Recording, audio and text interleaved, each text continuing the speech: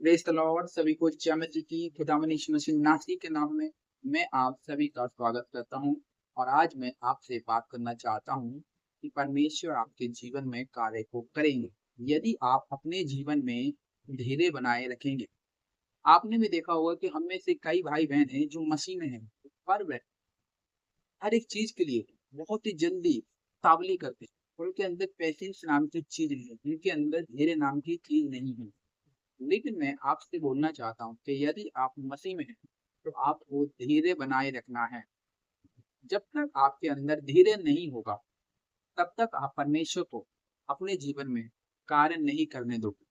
जिस समय आपके अंदर पेशेंस आ जाए, तभी आप परमेश्वर को अपने जीवन में कार्य करने का मौका देना स्टार्ट करते हैं।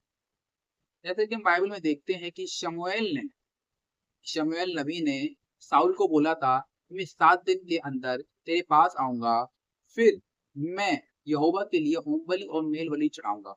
पर साउल ने यहाँ पर कुछ उल्टा कर दिया। जैसे ही 7 दिन बीते और शमूएल नबी टाइम से नहीं आया, तो वैसे ही उसने लोगों के दबाव में आकर और अपनी मर्ज़ी से होमबलि और मेलबलि चढ़ा दी। इसने परमेश्वर के विरुद्ध गलत काम कर दिया। उसने कहा था कि मैं आऊँगा और तभी तू करना। शमूएल नबी ने कि मैं आऊँगा, तभी तू होमबलि और मेलबलि मैं चढ़ाऊँगा। लेकिन उसे थोड़ा-सा भी पेशेंस नहीं हुआ कि 7 दिन बीतने पर 1-2 दिन और रुक जाए, लेकिन नहीं, उसने 7 दिन बीतते हुए, जैसे ही बीते उसने अगले दिन ही होमबलि और मेलबलि को चढ़ा दिया।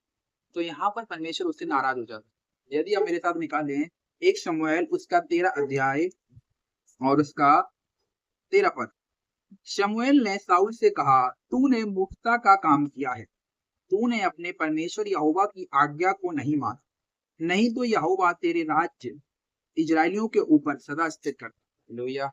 यहाँ परमेश्वर का वचन बोलता है कि तूने मूर्खता का काम किया है। जो व्यक्ति बेचैन है, जो व्यक्ति बेचैनी में, उतावली में अपने जिंदगी में गलत फैसले ले लेते हैं और बाद में वो बहुत रिग्रेट करते हैं। यहाँ पर साउल ने भी ऐसा ही किया।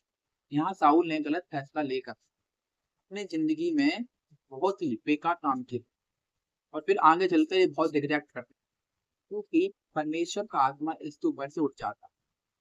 और परमेश्वर का वचन कहता है कि यदि तू पेशेंस रखता यानी कि धीरे रखता, तो परमेश्वर का राज्य तेरे ऊपर से कभी ना हटता और तू सदैव राज्य करता रहता। लेकिन ये नहीं माना, इसने अपनी मनमानी करके जल्दी जल्दी चक्कर में उतावली में इसने गलत काम कर दिया। तो आपको ऐसा नहीं करना है। आपको पेशेंस बनाए रखना है।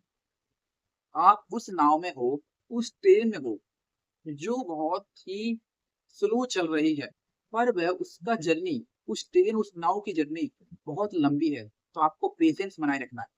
आप मसीह में हो। मसीह मीन्स पेशेंस। मसीह का मतलब ये है कि धीरज। आप सोच रहे हो कि आप मसीह में आए हो तो 1 महीने में आपके अंदर चमत्कार होने लगेंगे, नहीं। तो आप मसीह में आओ मत हो। यदि आपके अंदर धैर्य नहीं है, तो आपके लिए मसीहत नहीं है। क्योंकि परमेश्वर कहते हैं कि यदि जो व्यक्ति समुद्र को नाव में बैठ के पार करना चाहता है, तो उसे धीरे बनाए रखना पड़ेगा।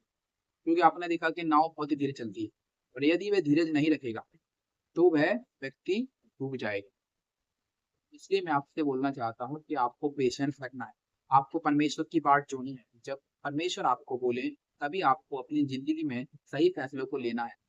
वरना आपको वेट करना है जब तक परमेश्वर की ओर से आपको आंसर नहीं मिले।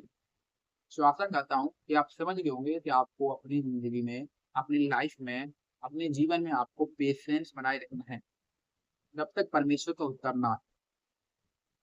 सभी को जय मसीह की। आमीन।